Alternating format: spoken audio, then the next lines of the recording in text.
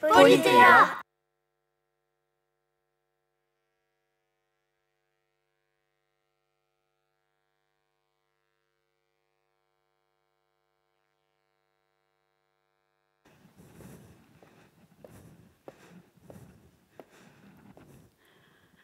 Bonjour, je m'appelle Anaïta, je suis chanteuse et je suis là devant vous pour vous chanter une chanson.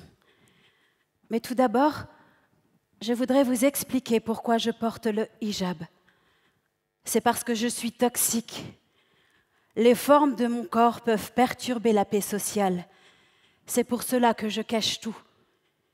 Il ne faut pas que les protubérances de mes seins soient visibles. Il ne faut pas que mes bras soient nus. Il ne faut pas que l'on puisse voir mes cheveux, mon cou, mes chevilles. Tout cela risque de perturber le regard des hommes. Et les hommes, on le sait bien, ils sont sensibles, ils sont fragiles. Un avant-bras dévêtu, ça peut faire de terribles dégâts dans la tête d'un homme. Ça peut le troubler pendant des jours et des jours, sinon toute la vie. Une paire de chevilles qui ose se montrer dans des sandales trop légères, ça peut provoquer une tempête. Agressé, ébloui, intoxiqué par une image pareille, l'homme risque de perdre sa tranquillité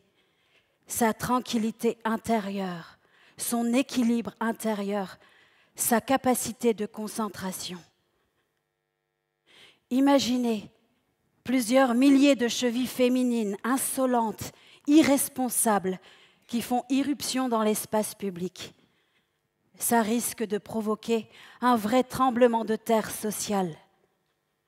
Les chevilles sont de maudites sources de frustration, tout comme les cheveux, les coups.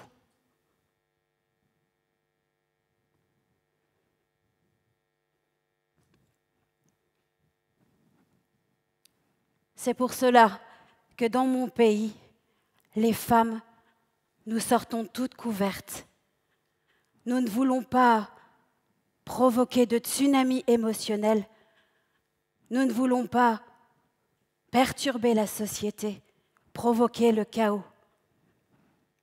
Vous savez peut-être ce que c'est l'effet papillon? C'est que parfois, le battement d'ailes d'un papillon en Chine peut provoquer une tornade dans l'océan Indien. Et malheureusement, nous les femmes, on est faites comme ça. Le diable a dû s'en mêler peut-être. Nos seins, nos chevilles, nos coups, nos cheveux, la forme de nos ventres, la forme de nos fesses, notre taille fine, la finesse de nos mains, de nos lèvres et même nos cils, nos sourcils, nos langues, nos sourires sont autant de battements d'ailes de papillons. Et ça provoque forcément des tempêtes, des tornades, des tsunamis. Et vous savez ce qui se passe alors? Les maisons implosent, des villes et des villages entiers sont dévastés. La civilisation s'écroule, l'ordre fout le camp, et c'est la barbarie qui s'installe à la place. Les hommes, eux, avec leurs cheveux abondants, leurs cous solides, leurs larges épaules, leurs poitrines poilues, leurs avant-bras nus et musculeux, ne provoquent jamais rien. C'est prouvé. C'est même une certitude. Jamais de l'histoire, jamais de mémoire de l'histoire de l'humanité, aucune cheville masculine, aucune barbe virile, aucune poitrine dévêtue n'a provoqué d'effet papillon. C'est pour ça que les hommes peuvent se promener habillés comme ils veulent, même en chemise, même torse nu, même moulés dans des jeans serrés. En ce qui les concerne, pas d'effet papillon, pas de catastrophe sociale. Voilà en clair pourquoi je porte le hijab. pour ne pas perturber la paix sociale, pour ne pas être à l'origine de l'extinction de la civilisation. C'est pour cela aussi que dans mon pays, nous les femmes, nous n'avons pas le droit de chanter en public. Les hommes, si. La voix des hommes n'est pas nocive, toxique, dangereuse. La voix des femmes, c'est comme leur sein, c'est comme leur sourire, c'est comme leur nombril, c'est-à-dire langoureuse, provocatrice et dangereuse. Je n'ai pas le droit de chanter en public, et pourtant je vais vous chanter une chanson. Ça va durer 1 minute. Oiseau, ta mélodie est mon réveil. La nuit est de bitume et de terreur. Délivre-moi de ma douleur. Oiseau, que ta musique devienne lumière, éclaire la pénombre, je rêve encore. Et promets-moi que tu m'attendras. Oiseau, ton chant est pour le cœur, miséricorde, du noir des ténèbres, éclaire-moi. Tu es mon seul espoir, délivre-moi. Tu es mon seul espoir, délivre.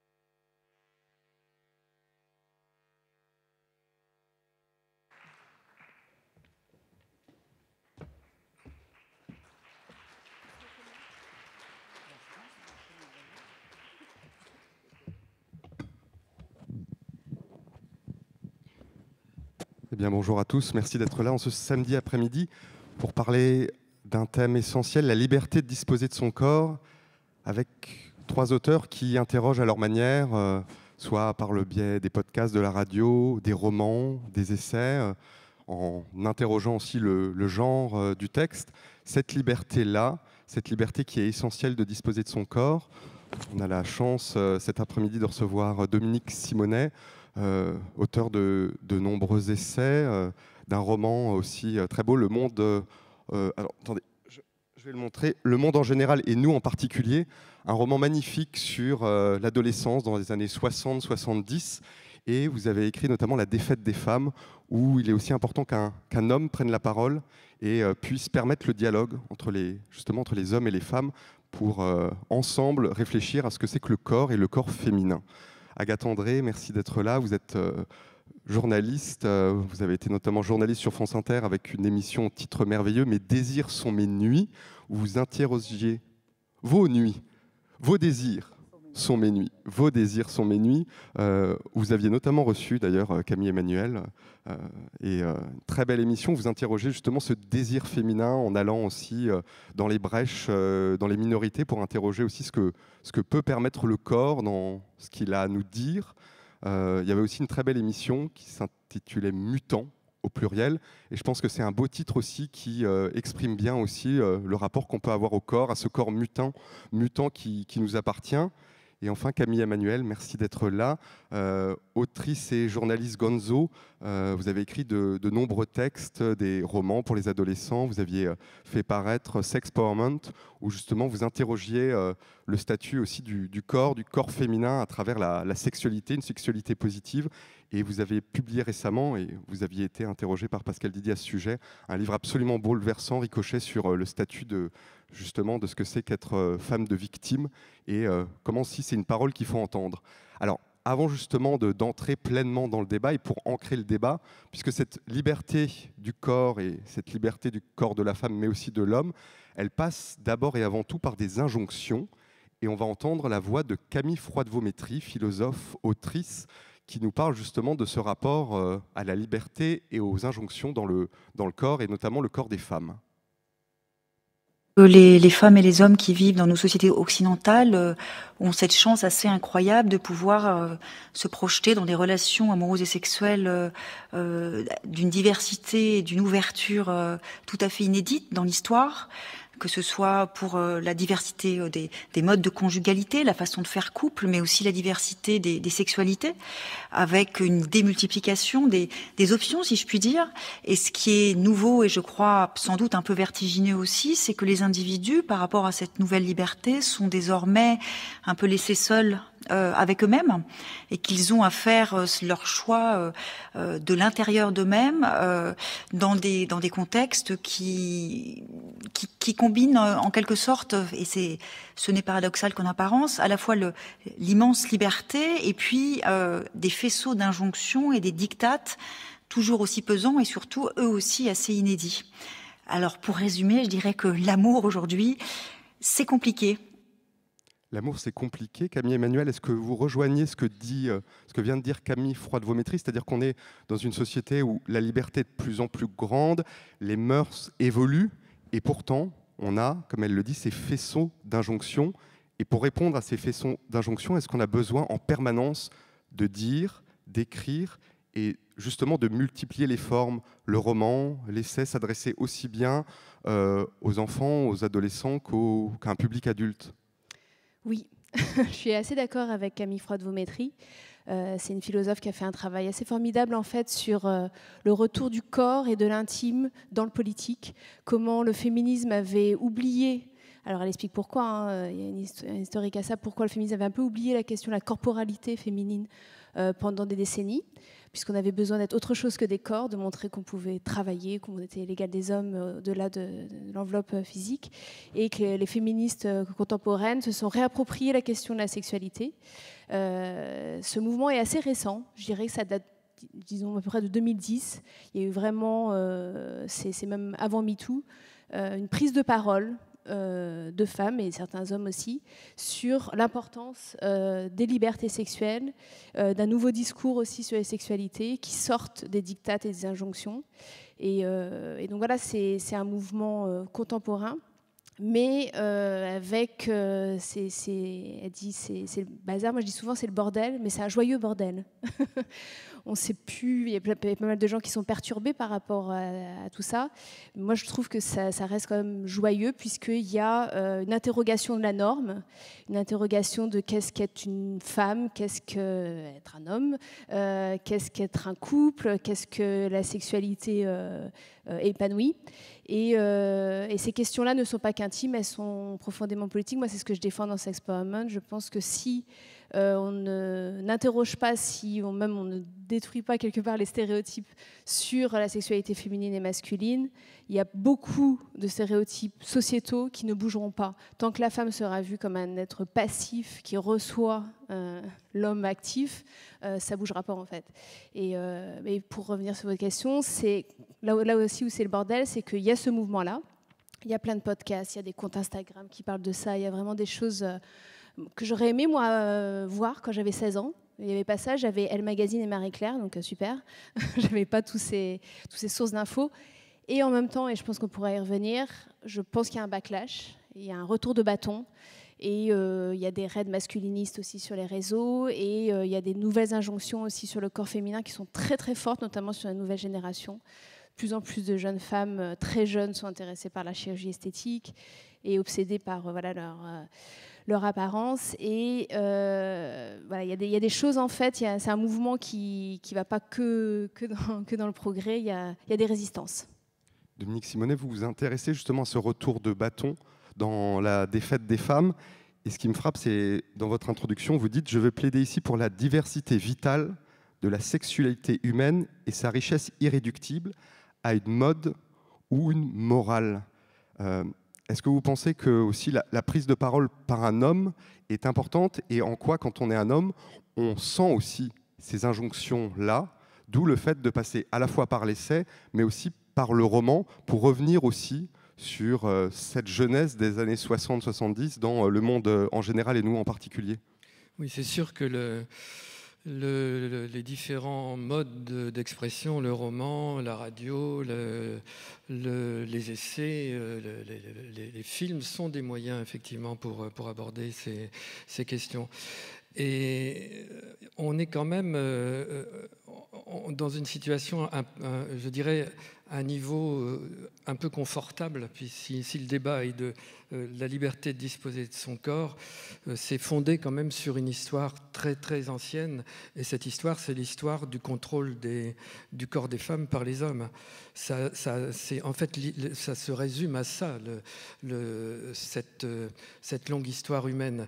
Et pourquoi? Parce que le corps des femmes, on entre à l'intérieur du corps des femmes, et à l'intérieur du corps des femmes, c'est l'enjeu de la procréation, de la filiation, de l'héritage, du pouvoir. Donc, ce constat que le corps des femmes est un enjeu de pouvoir, on l'a vu tout à l'heure par la comédienne. Moi, je me disais d'ailleurs, en fait, quand on l'entend, on se dirait, en fait, puisque les hommes ne peuvent pas se réfréner, je fais une digression, après tout, c'est eux qui devraient porter des œillères. Pourquoi ce sont les femmes qui doivent se cacher? Bon, mais fin de la digression.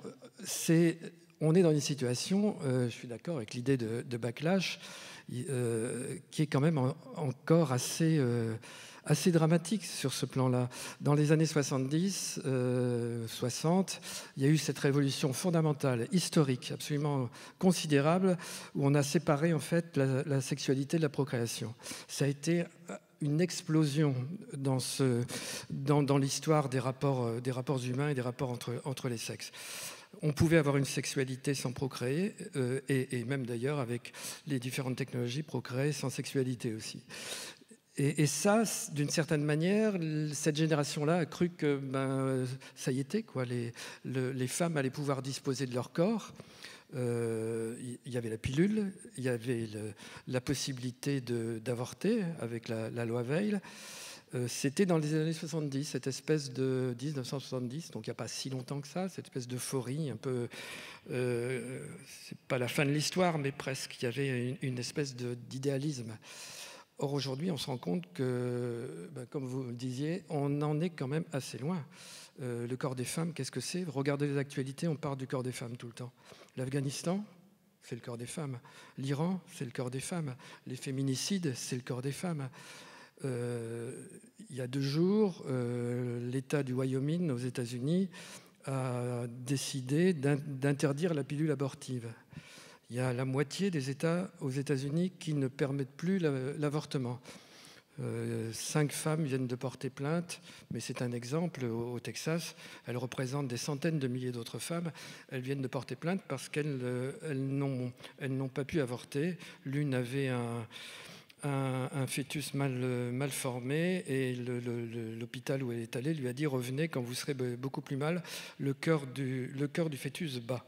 Elle a eu 2 septicémies, impossibilité de pouvoir être mère à nouveau. Une autre avait des jumeaux, un jumeau mort-né, enfin pas né, mais mort, en tout cas dans le ventre de la mère. Elle n'a pas pu obtenir quoi que ce soit de la part des autorités médicales. Elle a dû aller dans un autre État au Colorado. On est en 2023, c'est aux États-Unis, c'est une démocratie, et on se dit, mais il y a quelque chose qui ne va plus vraiment. Vous regardez les images de l'Afghanistan, qui est un autre volet de cette problématique. On est au Moyen-Âge cette fois.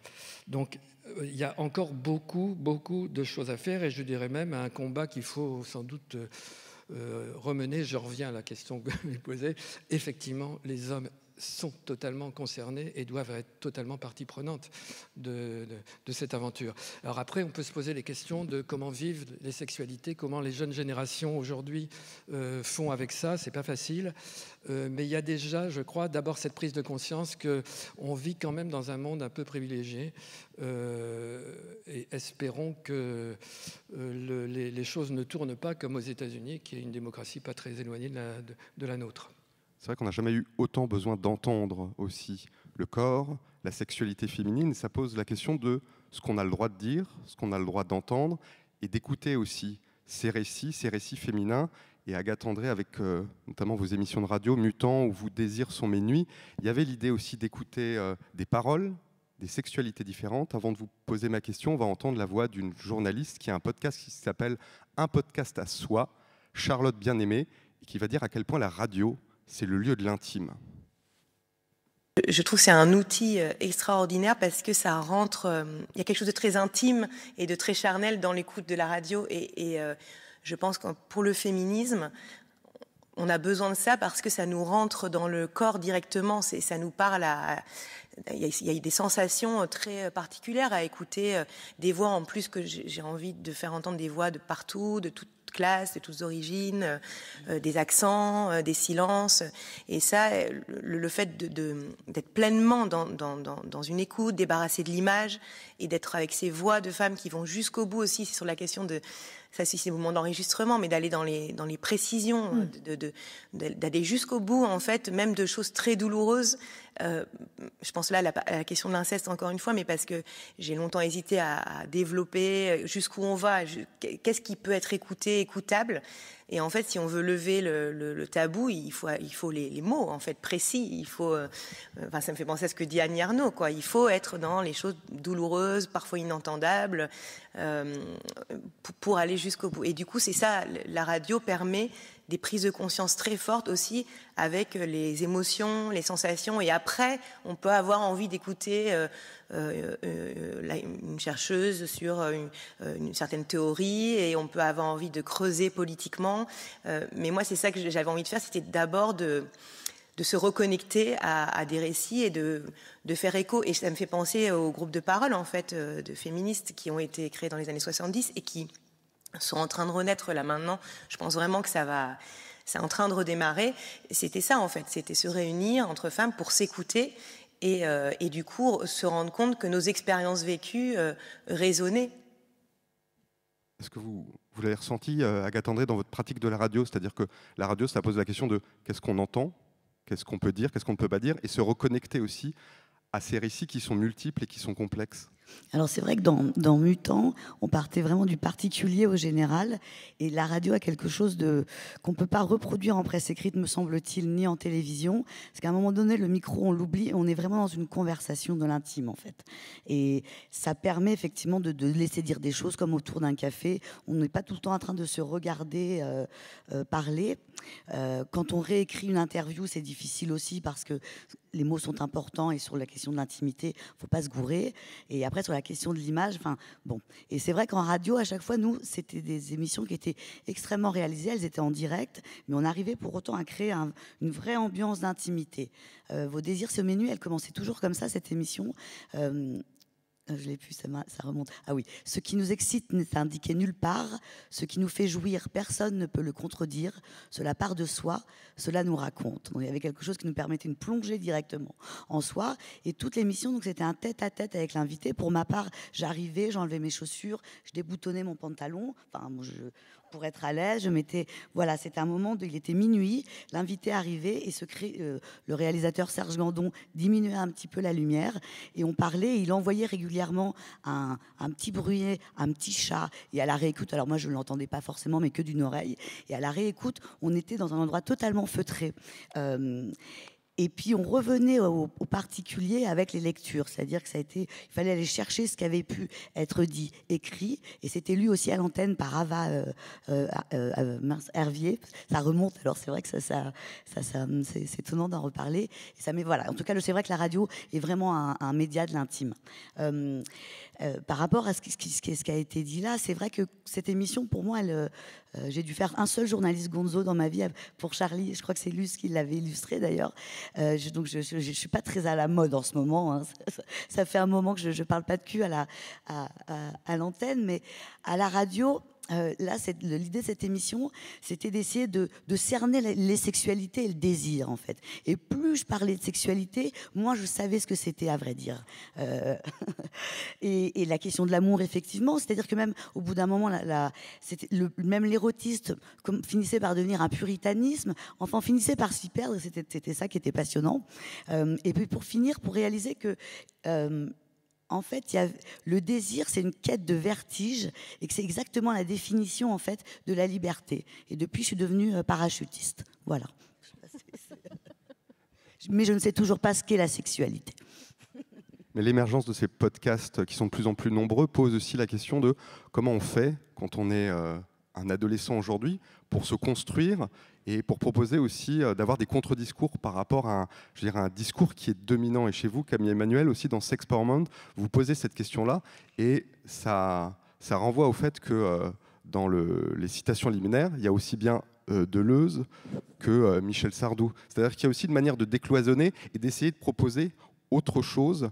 Et comment on fait aussi? Est-ce que ça passe nécessairement par le fait de se dire je dois créer moi-même ce que j'aurais aimé qu'on me dise et ce que j'aurais aimé lire, entendre, voir quand j'étais une adolescente? Oui, j'ai écrit le livre en me disant j'aurais aimé lire ça à 20 ans. Et mon roman ado, Le goût du baiser, c'était aussi, j'aurais aimé lire ce roman quand j'avais 15 ans, qui est une histoire de parcours, parcours sexuel qui avec des embûches mais plutôt positif et qui parle de sens en fait, qui parle vraiment d'exploration en fait des sens à la période adolescente. La question des ados pour moi est assez primordiale, c'est même mon cheval de bataille. Je trouve que on a un manque total en France d'éducation sexuelle, c'est une catastrophe. Il y a une loi qui a été votée en 2001 où les ados sont censés, enfin les jeunes, pas que les ados, sont censés avoir 3 cours par an d'éducation sexuelle sur toute la scolarité. Personne n'a ça. S'il y a une intervention en cours de biologie de Madame Durand en 4e C, c'est déjà cool, quoi. Mais sinon, il n'y a rien. Or, ça fait partie de la loi. Donc, en fait, il y a une inaction de l'État par rapport à ça. Il y a une responsabilité sociétale en tant qu'adulte de donner ces cours d'éducation sexuelle, puisque ces cours d'éducation sexuelle, on n'est pas sûr, alors ça c'est l'utérus, ça c'est le pénis, etc. On n'est plus là-dedans. L'idée de ces cours-là, c'est vraiment d'apporter un regard actuel, scientifique et aussi sociétal en fait, sur qu'est-ce que une sexualité consentante, respectueuse et libérée des injonctions. Donc dans ces cours-là, on va devoir parler de qu'est-ce que le clitoris. Il y a quand même plein d'ados, plein de jeunes femmes qui pensent qu'elles ont un trou en fait entre leurs cuisses. C'était là genre non, ce n'est pas le sexe féminin n'est pas un trou. C'est un organe très puissant et érectile, comme les hommes. Donc ça c'est important en fait en termes même de symbolique, de se représenter comment notre corps est aussi puissant et autonome, et ça marche en plus jusqu'à la mort, donc c'est formidable. Mais c'est aussi ces cours d'éducation, on va parler d'homophobie, on va parler de différences d'orientation sexuelle, de consentement, de qu'est-ce que vraiment dire oui, dire non, etc. C'est essentiel et rien n'est fait. Et du coup, qu'est-ce qui reste aux ados ? Pas grand-chose, à part la pornographie sur les tubes gratuits en ligne. Moi, je ne suis pas du tout anti-porn. J'en ai beaucoup consommé. Et je pense qu'il y a des pornographies et pas une pornographie. Seulement, ce qui est présenté majoritairement sur les tubes gratuits en ligne sont des vidéos majoritairement violentes, misogynes, voire racistes.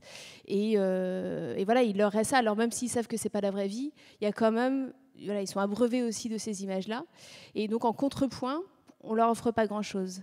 Alors, ceux qui font partie d'une famille ouverte là-dessus ou d'un certain milieu socio-culturel vont avoir accès justement aux podcasts, aux comptes Instagram, aux bouquins qui sont bien, parce qu'il y a vraiment des trucs bien aujourd'hui. Et les autres, on les laisse tout seuls, avec une vision assez pauvre et triste en fait, de la sexualité, en disant ils vont se démerder. Non, puisque les jeunes d'aujourd'hui, ils n'ont pas l'adolescence qu'on a vécue nous. Nous, par exemple, le porno, il fallait qu'on aille le chercher. C'était une bataille, et quand on réussissait, c'était la fête. Voilà, on tombait sur M6 le dimanche soir, où on se passait une cassette vidéo ou un magazine, peu importe, et c'était l'interdit qu'on allait voilà, découvrir. Là, ça leur tombe dessus, et c'est en un clic, et 24 sur 24, 7 jours sur 7, si on le souhaite. Donc il y a une différence générationnelle très forte, et je pense que voilà, il y a un déni de pas mal d'adultes sur ce que vivent les ados, en se disant oui, non, c'est vrai que c'est compliqué, mais bon, pas mon ado à moi. T'es genre, bah si, à partir de 11 ans, à partir du moment où il a un smartphone, oui. Et sans tomber dans la panique morale et réactionnaire, l'idée n'est pas d'interdire évidemment la pornographie ou d'interdire la représentation dans des sexualités, ça a toujours existé, ça existera toujours, et tant mieux, ce sont des supports masturbatoires, voilà. Il ne s'agit pas de les interdire, mais il s'agit d'éduquer vraiment les plus jeunes à décrypter, comme il y a des décryptages des médias, comme on apprend ce que c'est qu'une fake news, ce que c'est que la hiérarchisation de l'information, etc. Décrypter la pornographie, par qui c'est fait, pour qui c'est fait, pourquoi, quels sont les messages, comment c'est tourné, et pouvoir faire en sorte qu'ils deviennent des consommateurs, des citoyens, conscients en fait de ce qu'ils regardent. Dominique Simonet, vous parliez avant justement de cette bataille qui a eu lieu, et c'était la révolution sexuelle, de détacher l'expérience de procréation avec l'expérience sexuelle. Vous en parlez dès le début dans des fêtes des femmes, sur cette idée que la sexualité soit reliée à la pénétration et qui pose justement des schémas dominants. On va entendre un extrait du Deuxième sexe à la fin du livre de Beauvoir, lu par Hélène Leusser, où Simone de Beauvoir interroge l'expérience érotique et ce rapport justement de domination entre l'homme et la femme. On va entendre cet extrait et je vous poserai ma question après. C'est bien rare qu'un homme, quand même, puisse comprendre vraiment le vécu, l'expérience vécue d'une femme. Non, parce que précisément, ils n'ont pas vécu. C'est la lecture du Deuxième sexe. Ça, c'était la voix même de Beauvoir. Ouais. À travers son expérience érotique, la femme éprouve, et souvent déteste, la domination du mâle. Il n'en faut pas conclure que ses ovaires la condamnent à vivre éternellement à genoux. Elle ne se sent dans l'acte amoureux si profondément passive que parce que déjà elle se pense comme telle. Revendiquant leur dignité d'être humain, beaucoup de femmes modernes saisissent encore leur vie érotique à partir d'une tradition d'esclavage. Aussi leur paraît-il humiliant d'être couchée sous l'homme, pénétrée par lui, et elles se crispent dans la frigidité. Mais si la réalité était différente, le sens qu'expriment symboliquement gestes et postures amoureux le serait aussi. Une femme qui paie, qui domine son amant, peut par exemple se sentir fière de sa superbe oisiveté et considérer qu'elle a servi le mâle qui activement se dépense. Et il existe d'ores et déjà quantité de couples sexuellement équilibrés où les notions de victoire et de défaite font place à une idée d'échange. En vérité, l'homme est comme la femme une chair, donc une passivité, jouet de ses hormones et de l'espèce, proie inquiète de son désir. Et elle est comme lui, au sein de la fièvre charnelle, consentement, don volontaire, activité. Ils vivent, chacun à sa manière, l'étrange équivoque de l'existence faite corps. Dominique Simonet, je le disais, vous interrogez justement ce rapport à la pénétration par rapport à ce que vous appelez l'héritage mammifère, et vous dites non, nous n'avons pas fini le travail, nous n'avons pas entièrement civilisé notre sexualité. Par quoi ça passe justement? Par davantage d'éducation, davantage de dialogue, davantage de parole? Simone de Beauvoir parlait non pas de victoire et de défaite, mais d'échange, de communication. C'est sûr que ça passe par l'éducation, vous l'avez très bien dit tout à l'heure. C'est assez précurseur ce qu'on vient d'entendre, hein, quand même, on dirait, c'est très moderne. Hein, on pourrait le dire encore aujourd'hui dans les mêmes termes. C'est vrai qu'il y a une dichotomie naturelle, héréditaire, c'est notre espèce, on est des mammifères, et il y a effectivement des mâles et des femelles, et il y en a un qui pénètre l'autre, et c'est comme ça qu'on se reproduit, et c'est comme ça aussi qu'on a une sexualité plaisir, pas simplement de procréation. Mais ça, effectivement, c'est notre, notre bagage. Alors, il ne s'agit pas de le nier.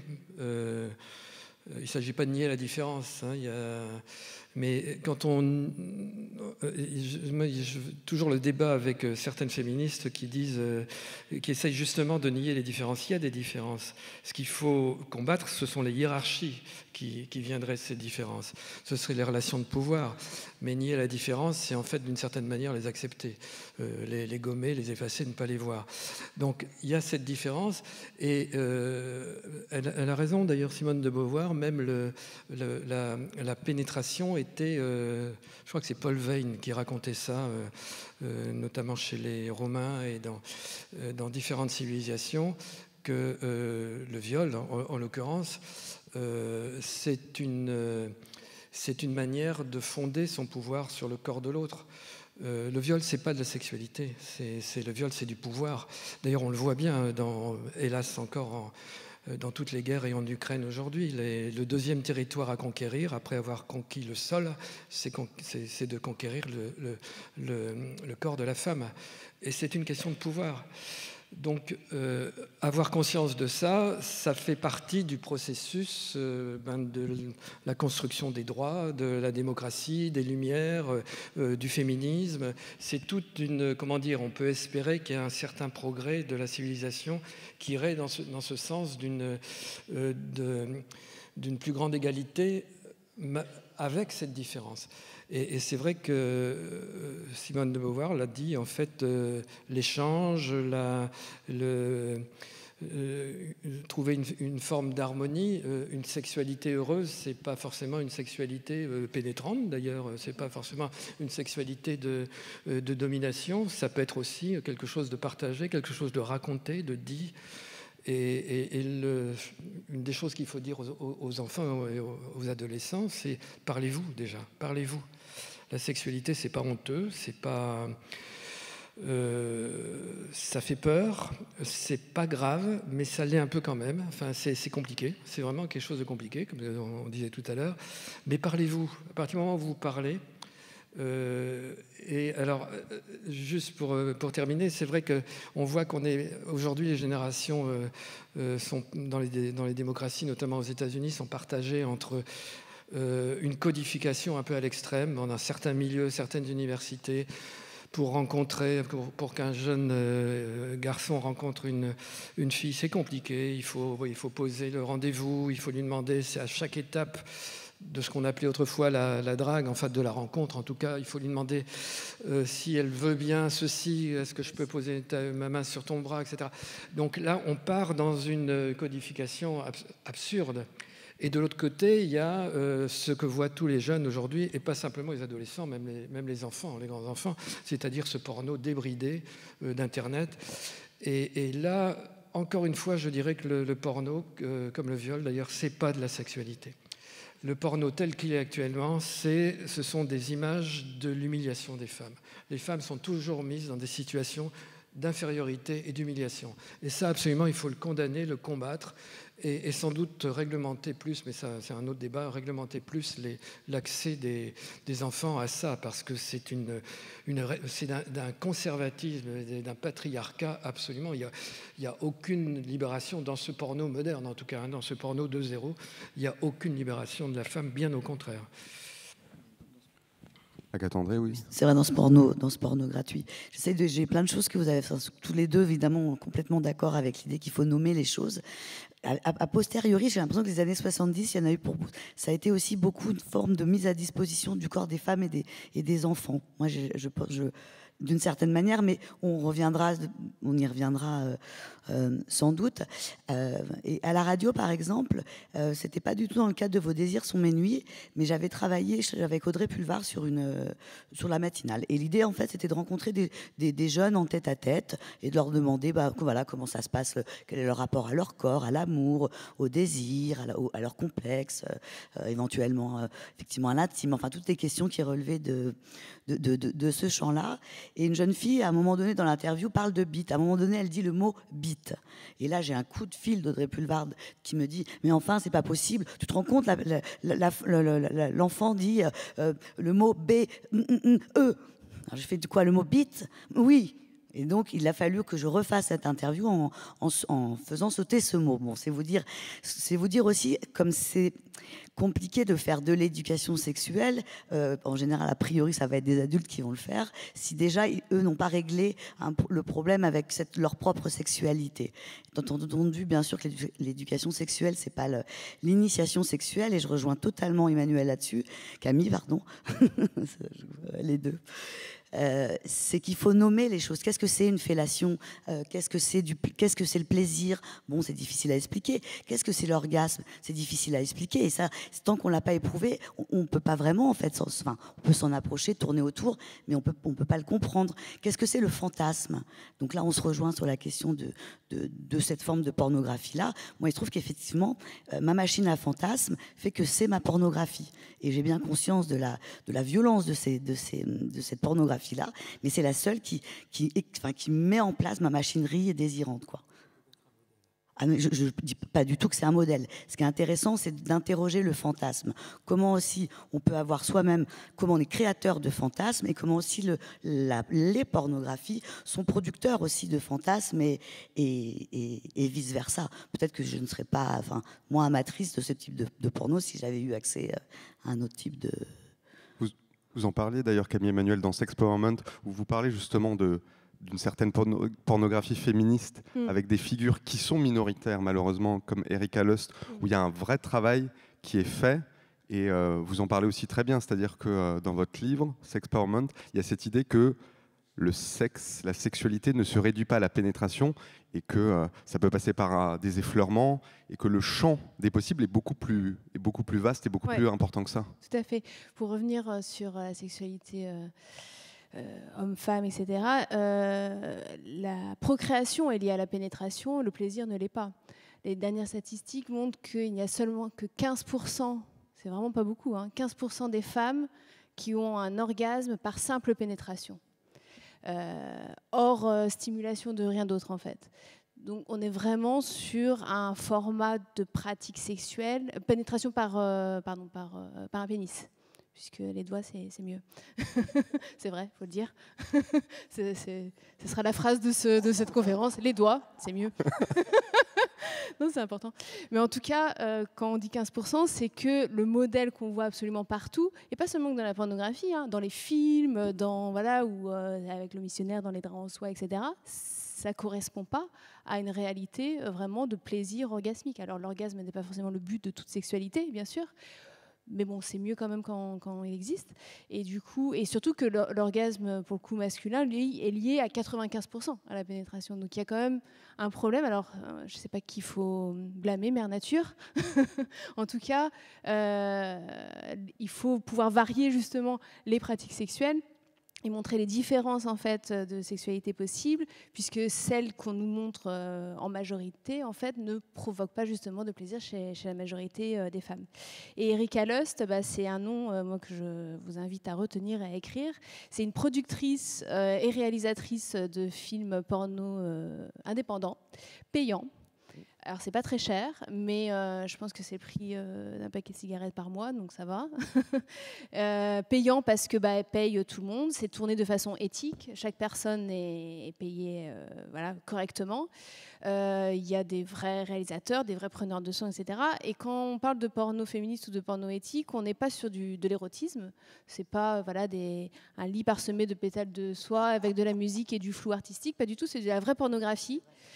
Et donc à visée masturbatoire.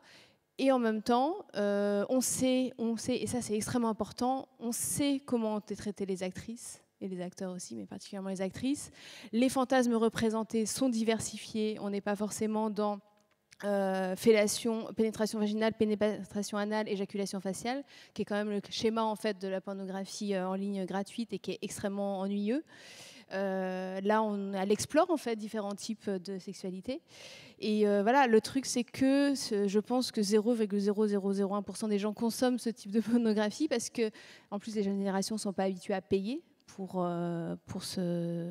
avoir accès à ce type d'image, mais ça reste quand même une tentative de proposer autre chose, et son travail est non seulement artistique, mais pour moi il a une vraie visée aussi politique, c'est pouvoir montrer des fantasmes, des désirs, montrer vraiment à l'image en fait des corps désirants et désirés. Un truc aussi important par rapport à ça, c'est que les corps aussi d'Eric Adler sont différents. Les femmes ne sont pas toutes, elles font pas tous du 34 avec des énormes seins et des sexes épilés. Les hommes ne sont pas tous des espèces de montagnes, machin, avec des tablettes de chocolat où on voit même pas leur visage parce que la caméra est focalisée sur leur bite.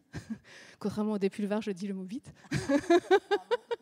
Mais voilà, et ça par contre c'est un truc, pour finir là-dessus, on est habitué historiquement à avoir du désir pour le corps féminin. On va dans les musées, dans la littérature, même en tant que femme d'ailleurs, on est attiré en fait par cette représentation, voilà. Mais il est temps aussi d'érotiser le corps masculin, et le corps masculin qui ne bande pas. Les séries sont en train de le faire, je trouve. Il y a des nouvelles séries, je pense à une série qui s'appelle I Love Dick, où tout d'un coup on a un regard en fait sur un homme de 50 ans qui est extrêmement, extrêmement désirable, qui n'est pas un corps parfait, mais la façon de le mettre en valeur, le female gaze sur cet homme-là, fait qu'il y a quelque chose d'extrêmement érotique. Et ça fait du bien aussi, voilà, de mettre en valeur cet érotisme du corps masculin et de décentrer un peu et de laisser tranquille un peu les femmes, leurs nichons et leurs fesses. Voilà. C'est Mathieu Trashman, pour rebondir sur ce que vous dites sur le porno, ce porno-là, gratuit, terrible, absolument. Il avait travaillé sur la production du fantasme du porno, effectivement, hétérosexuel. Donc lui était gay, c'est un sociologue qui travaille sur ces questions de l'intime.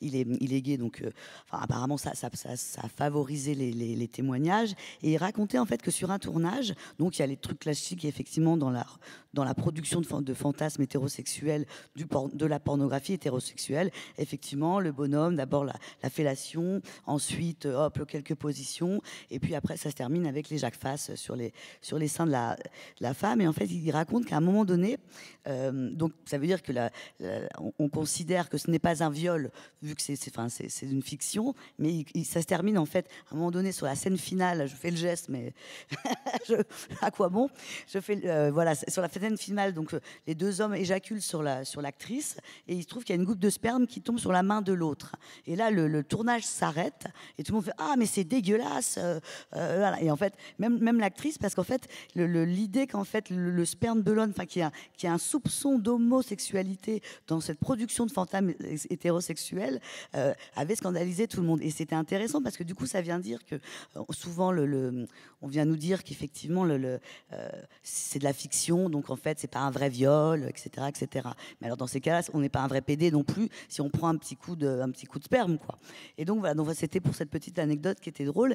Et aussi dans l'éducation sexuelle, j'avais bossé pour une association qui s'appelle Le Refuge, qui est une association qui accueille des homosexuels, des jeunes voilà, homo, trans, chassés de leur famille. Et on en profitait à chaque fois pour faire un petit détour quand même par l'éducation, la question du plaisir. On prenait le temps de le faire. Et j'ai nommé la cyprine, et ça a fait une affaire d'État dans le lycée. On n'est plus jamais revenu. Et derrière, avec des mots, elle a été beaucoup trop loin. Enfin voilà. Donc on pouvait nommer le mot sperme, mais on ne pouvait pas nommer le mot cyprine. Et ça date d'il y a 2 ans. Voilà. Ce qui pose aussi comme question, vous en parliez aussi, Dominique Simonet, sur ce qu'on dit aux enfants, aux adolescents sur ce rapport à la sexualité, c'est le statut de la première fois.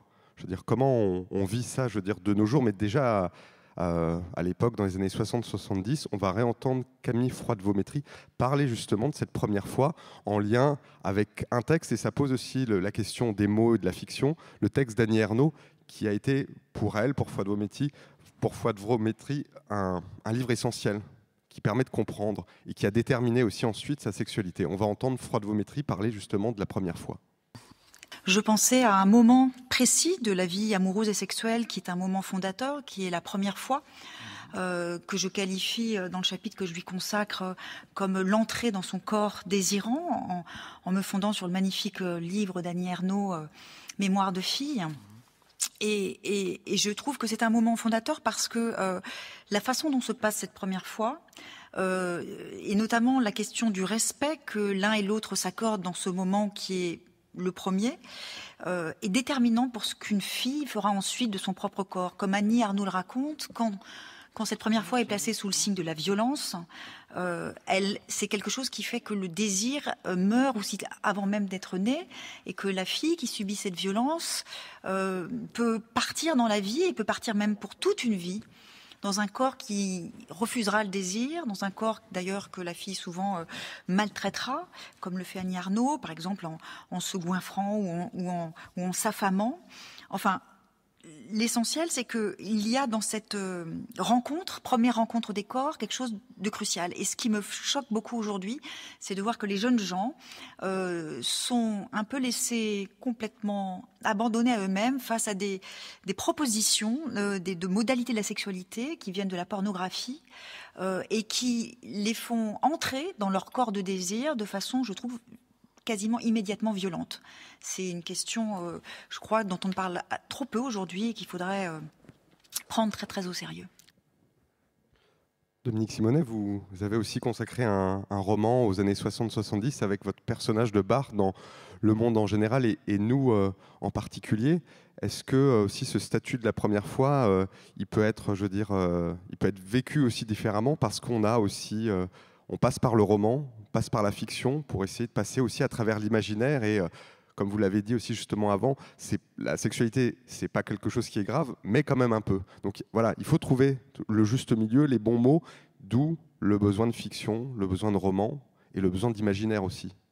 Oui, mon personnage, ça se passe à la fin des années 60-70. Donc en même temps, c'est une époque, c'est les Beatles, c'est la guitare, c'est les feux de camp, c'est les groupes de copains qui sont très, très, très soudés.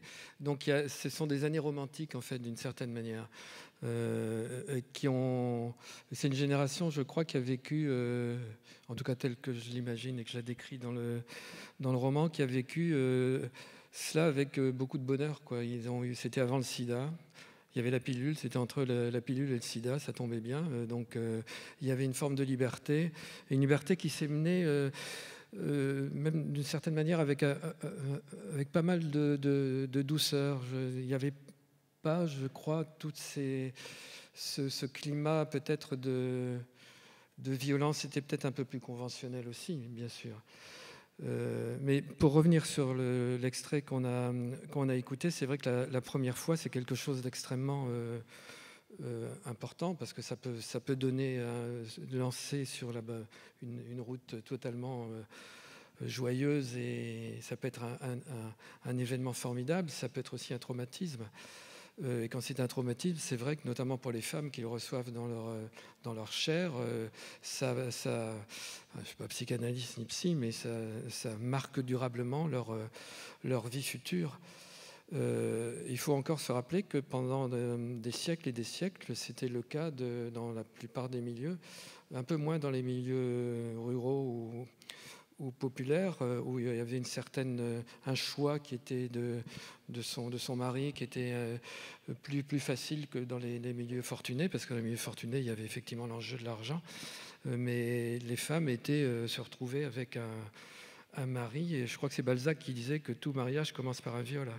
C'était, je ne suis pas sûr que ce soit Balzac, mais il me semble bien.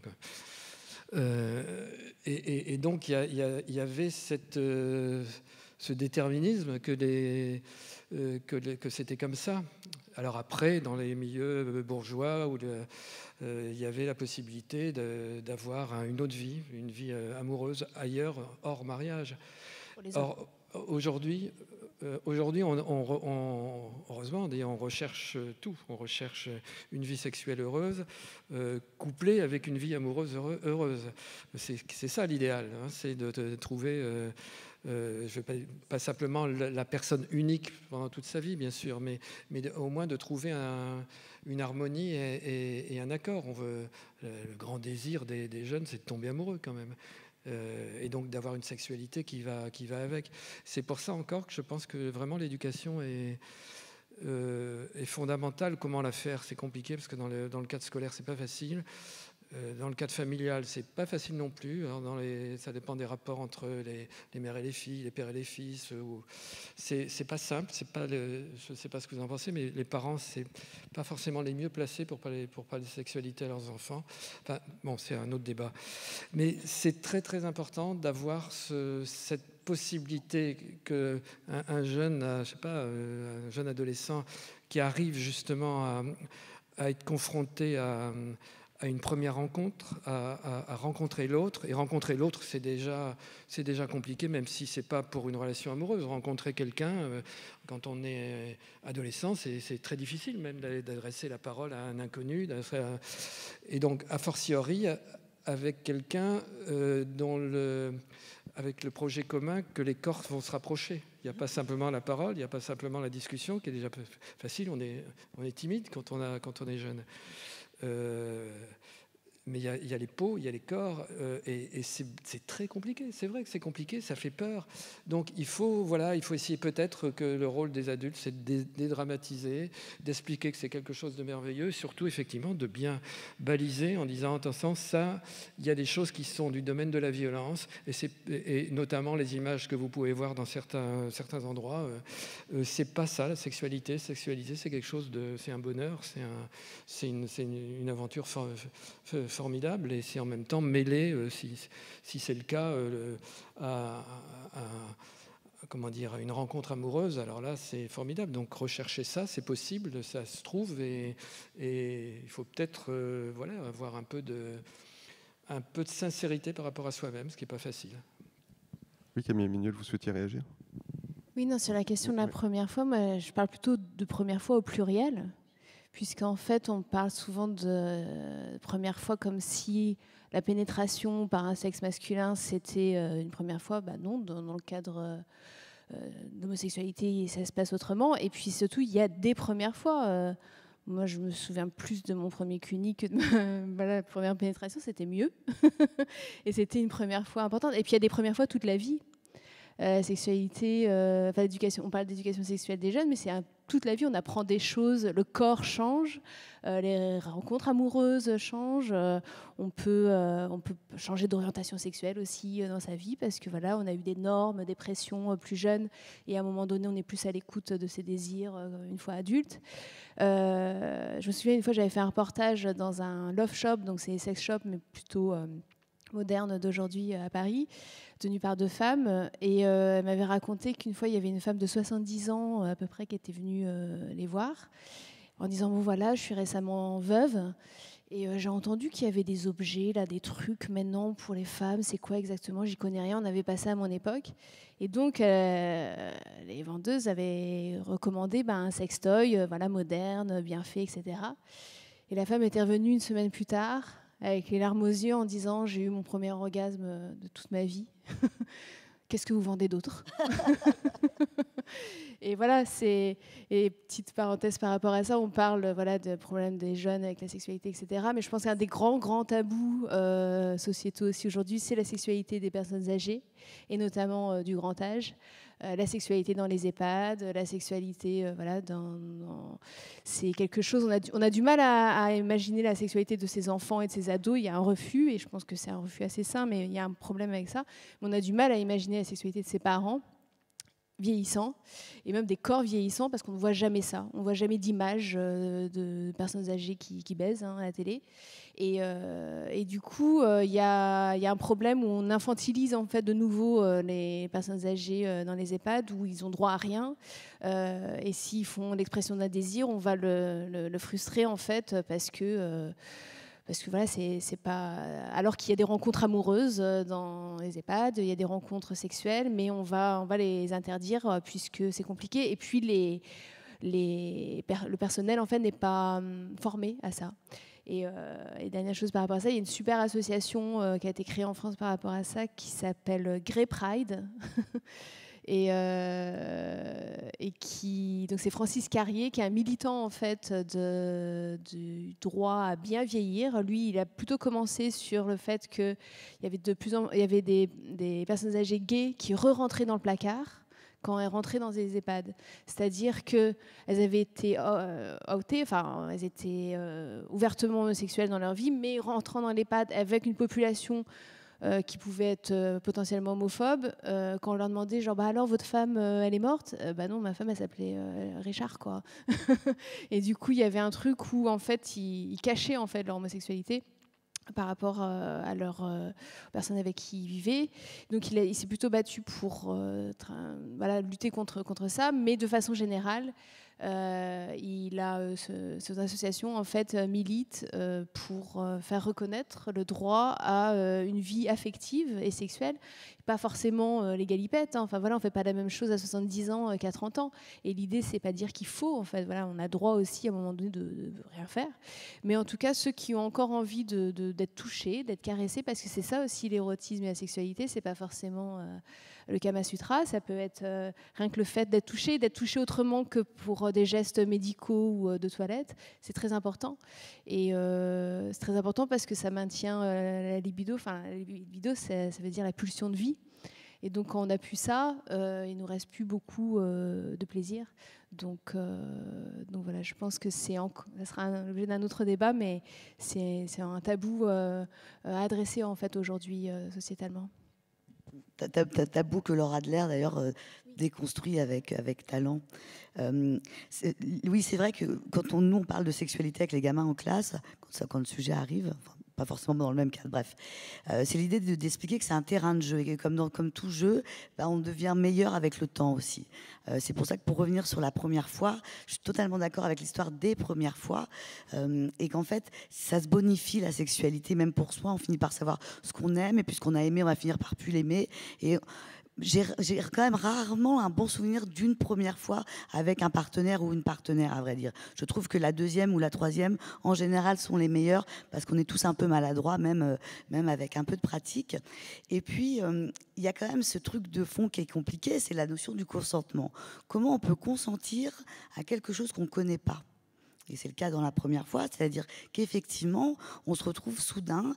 Je ne sais pas si vous vous souvenez du premier baiser où la langue rentre dans la bouche. Je pense que pour beaucoup d'entre nous, c'est quelque chose de vraiment très dégueulasse en fait. Hein. On ne pensait pas que c'était c'est très étonnant cette intrusion soudaine dans notre cavité buccale. On pense aussi au fantasme de faire l'amour sur la plage, par exemple. Alors le jour où ça arrive, et en fait c'est l'enfer. On a du sable dans le vagin, on se blesse. Idem dans la campagne. Enfin, il y a aussi comme ça beaucoup de choses. Mais pour revenir sur la question du consentement, c'est pas évident en fait. Et c'est vrai que la première fois où on touche un sexe, son propre sexe, celui de l'autre, son propre corps, il y a quelque chose qui c'est assez troublant en fait. Et effectivement, il y a une forme de, pas de dissociation, mais la deuxième fois, ce sera mieux. On s'attendra à cette langue qui rentre. On arrivera à se dire que peut-être qu'on peut la tourner autrement. Peut-être peut-être qu'on peut recommencer à faire un baiser. Peut-être qu'un smack, en fait, c'est bien plus doux qu'une grosse pelle, quoi. Voilà, c'est la remarque que je voulais. Mais effectivement, c'est déterminant cette histoire de pluralité. On va passer la parole au public. Il y a des micros qui vont circuler. Voilà. Est-ce que vous avez des questions à poser à Camille Emmanuel, Agathe André ou Dominique Simonet à ce sujet ?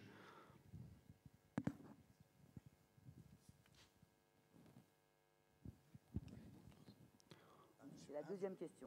C'est ça. La première, allez, elle est déjà passée. C'est la deuxième, allez.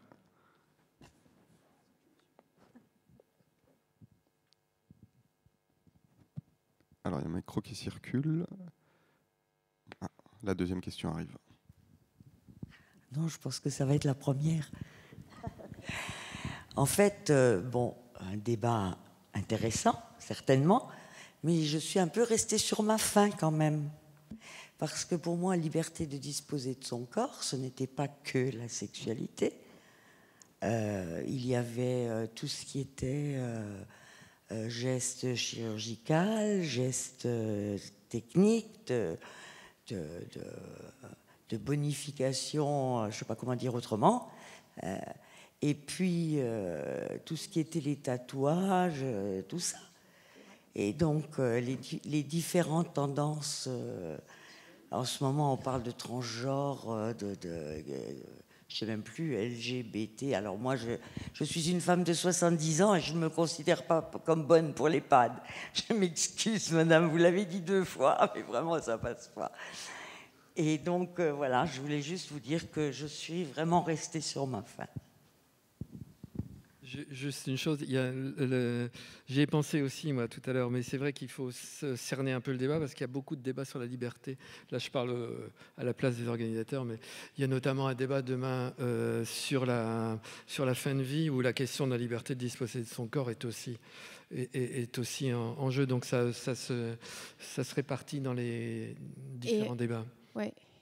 Pour accrocher à la sexualité, c'est pas qu'on est obsédé par le sexe, hein, c'est pas ça, mais c'est vrai qu'on pense au corps. On n'a pas parlé de l'apparence, en effet, des codes vestimentaires, l'évolution, voilà, des injonctions aussi par rapport à ça. Moi, je rencontre beaucoup de jeunes femmes qui sont dans une dissonance cognitive parce qu'en fait, on leur dit qu'il faut être sexy. Dès qu'elles le sont un peu trop, on les traite de salopes.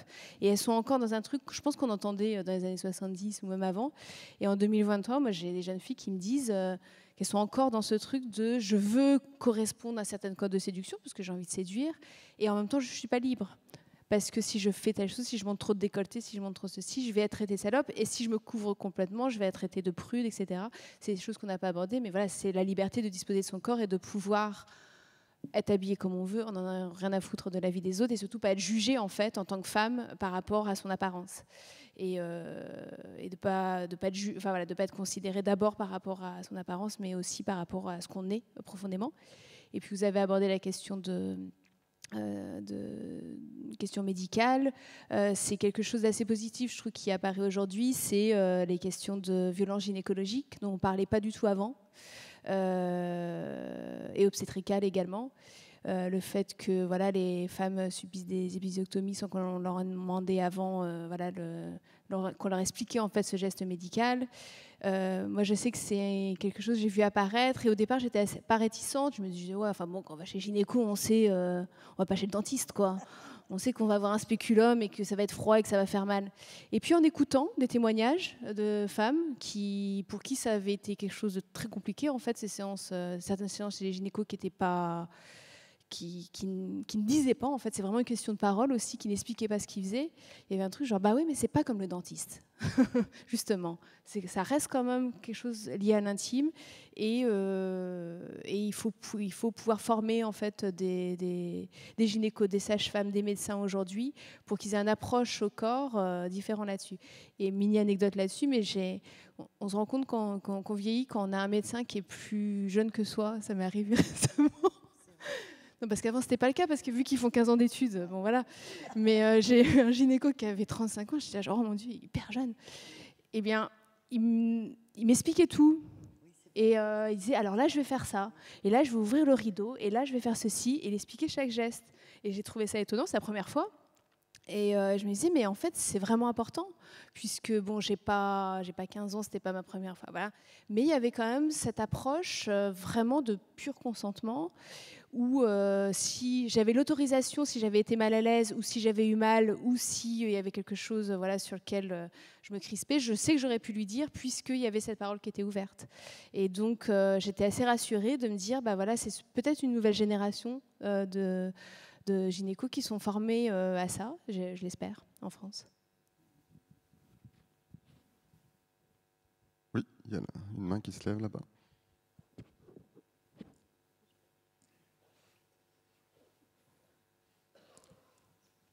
Au fond, à droite, là.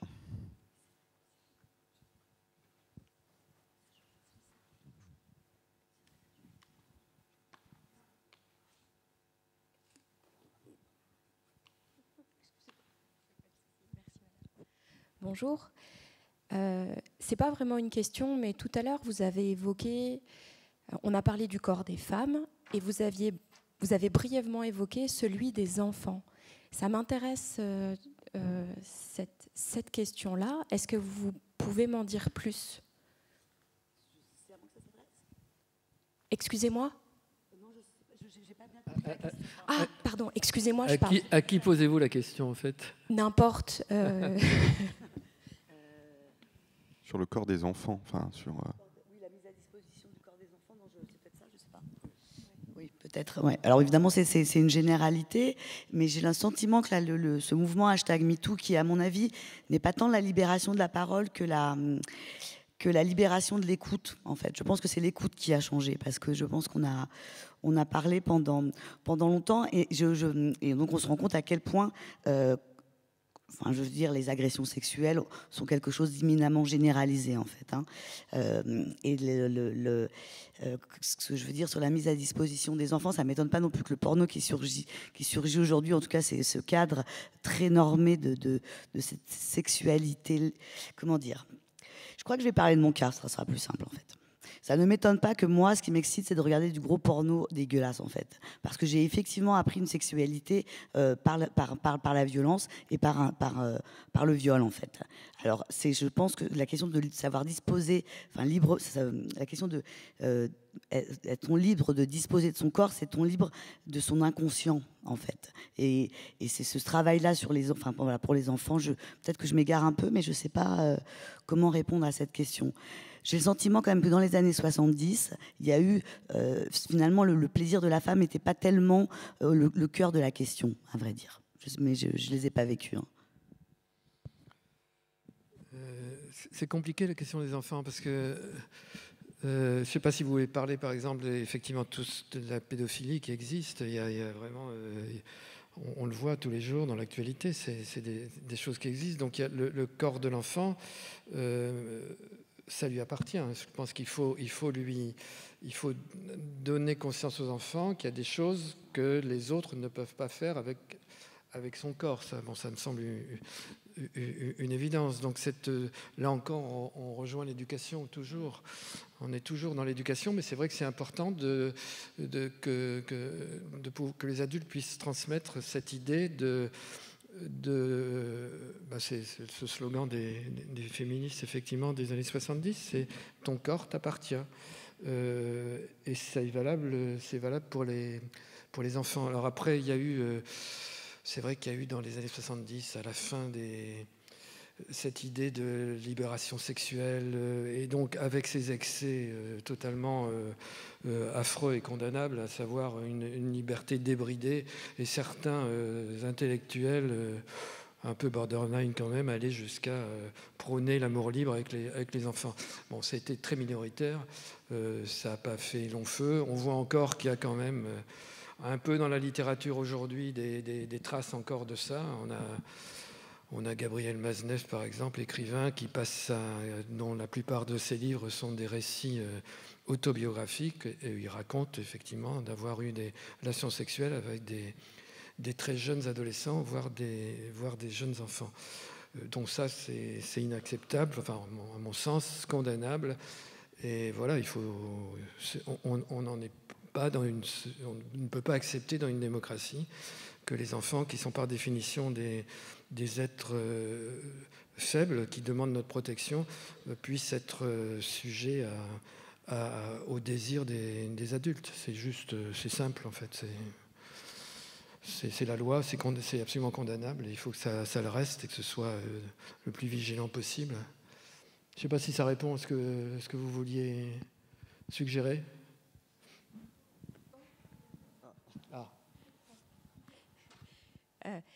J'avais pas vraiment de questions, c'était la thématique qui m'intéressait, mais maintenant que vous en parlez, on pourrait parler par exemple, je crois que c'est Sébastien Vivès à Angoulême, ça a encore fait la polémique récemment, et il y a eu des débats très étonnants où, avec cette histoire d'œuvres, d'artistes, etc., la fiction, et c'est difficile de ne pas être choqué par ce qui a été entendu à ce moment-là. Mais j'avais pas vraiment de questions, je vous l'avoue, c'était juste le thème qui m'intéressait. Sur Bastien Vivès, je veux bien répondre rapidement. La question de la production de la fiction, c'est quand même essentiel. C'est aussi le lieu où vient se cogner la question du fantasme, de la représentation du fantasme. Il faut bien un intercesseur aussi entre le désir et le plaisir, on va dire. Sur la question de Bastien Vivès, c'est quand même complètement dingue, c'est qu'il y a une expo, personne ne l'a vue en fait. Hein. Et le type, on lui interdit cette exposition-là. Là, on est sur un truc de cancel qui est complètement dingue. Je veux bien... Alors, va y avoir un jugement. Là, ça m'intéresse, en revanche, qu'effectivement, il y ait un débat public sur le contenu de son œuvre. Ça m'intéresse. Mais qu'on annule comme ça une exposition, je trouve ça terrifiant, à vrai dire. Ouais, voilà. Une autre question? Oui. Oui. On a abordé la question de la liberté de disposer de son corps à travers la question du plaisir. Je voudrais l'aborder sur un autre registre qui est la liberté d'être disposé de son corps dans le cas d'un corps souffrant. Et ça vient rejoindre la question de droit à l'euthanasie assistée, ce genre de débat. Qu'est-ce que vous en pensez? Débat demain entre 10h et 12h dans la même salle, je crois. C'est totalement le thème de 2 heures de débat demain. Mais on peut peut-être répondre quand même. Je ne sais pas si vous voulez qu'on... C'est à vous de dire. Oui, non, mais vous pouvez ébaucher déjà. Voilà, moi, personnellement, mais je vais être très rapide, donc c'est brutal et ça n'a pas de... Il faudrait vraiment... Là, il faut des heures pour en parler, c'est le cas de le dire. Je pense que ça relève effectivement de la liberté de disposer de son corps et que le droit d'une personne à pouvoir bénéficier d'une aide à terminer sa vie me semble un droit de l'homme fondamental. Voilà, on n'en est pas là aujourd'hui, c'est très compliqué, ça pose des problèmes éthiques compliqués, ça pose des problèmes religieux, mais je pense que c'est un peu comme pour le corps des femmes aussi, je pense qu'il n'y a pas que les croyances religieuses, il n'y a pas que des convictions personnelles. Quand il s'agit de son propre corps, moi je dénie aux autres personnes le droit de me dire le droit de m'interdire de terminer ma vie comme je veux. Je pense que c'est à moi et à mes proches dans un contexte particulier. Bon, après, tout dépend de la grande vieillesse, la grande maladie, la souffrance. Il y a plein de... le contexte est... La question est très difficile à répondre, ça dépend d'un certain nombre de choses. Mais malgré tout, il y a quelque chose qui doit relever du droit individuel.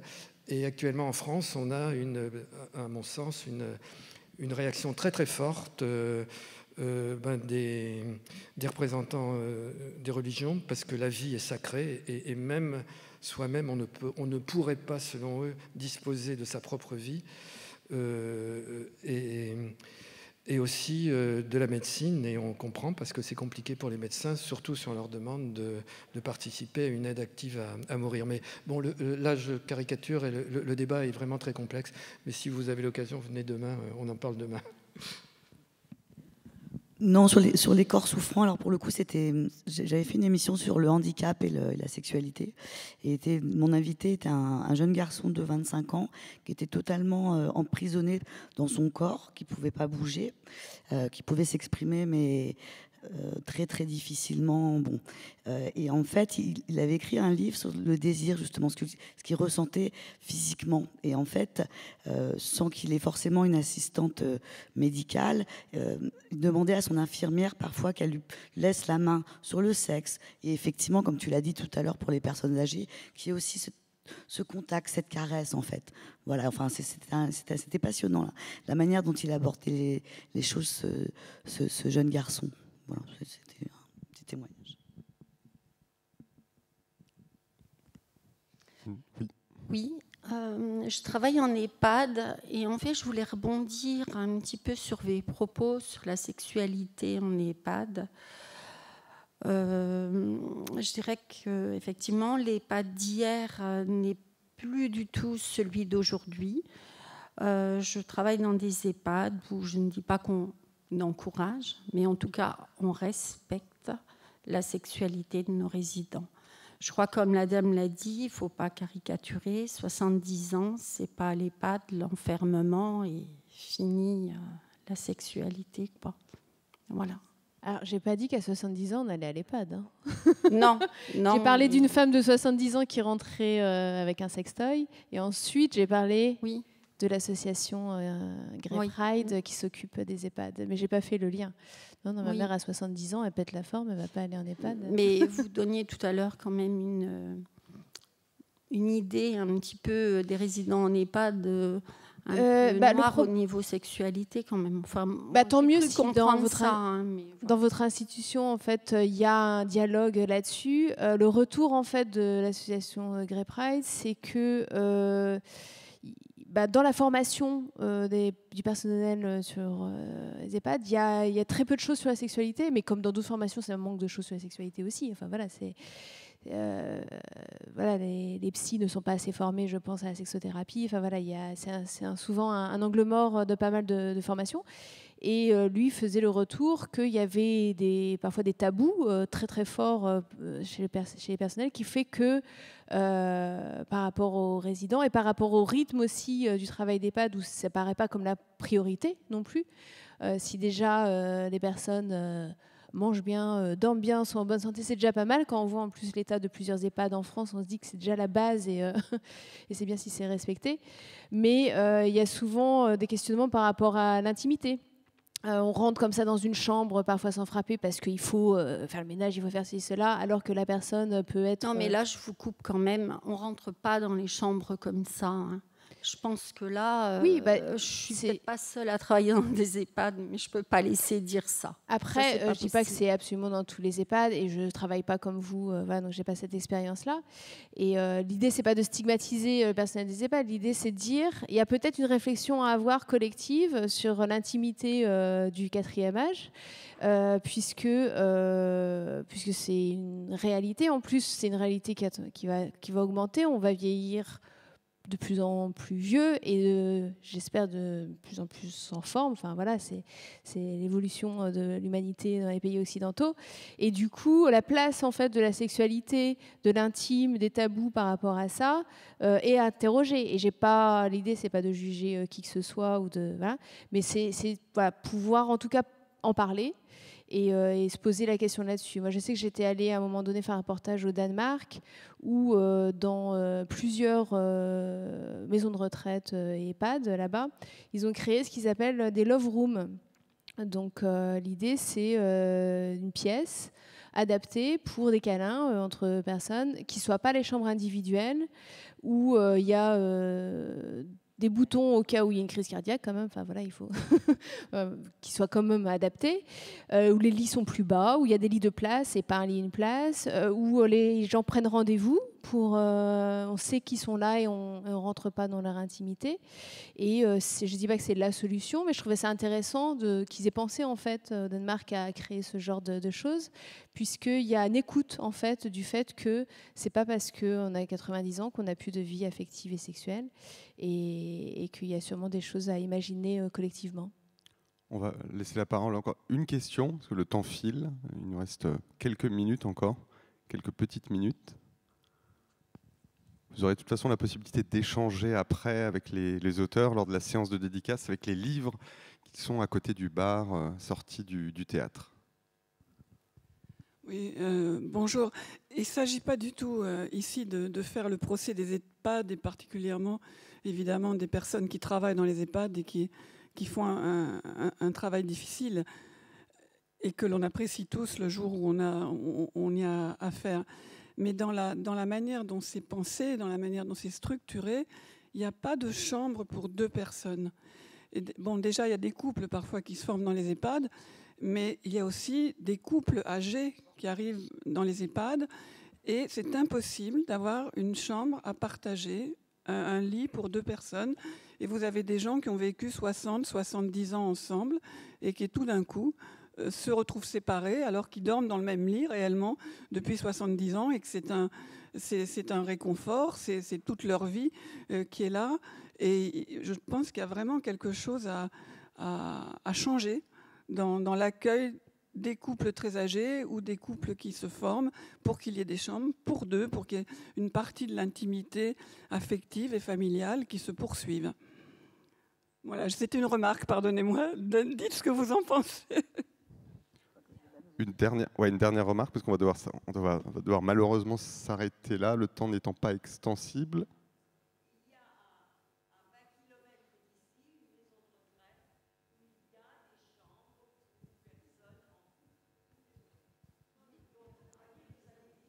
Bien sûr, évidemment. ben, c'est dégoûtant.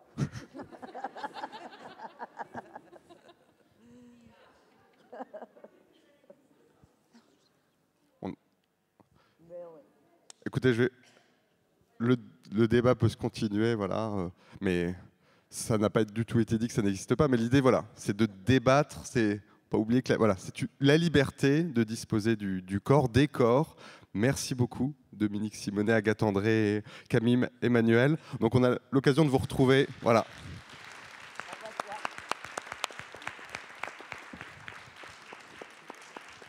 Donc avec les livres qui sont à disposition, je le répète, avec la possibilité de les faire dédicacer, n'hésitez pas. Les auteurs, autrices sont des gens en chair et en os.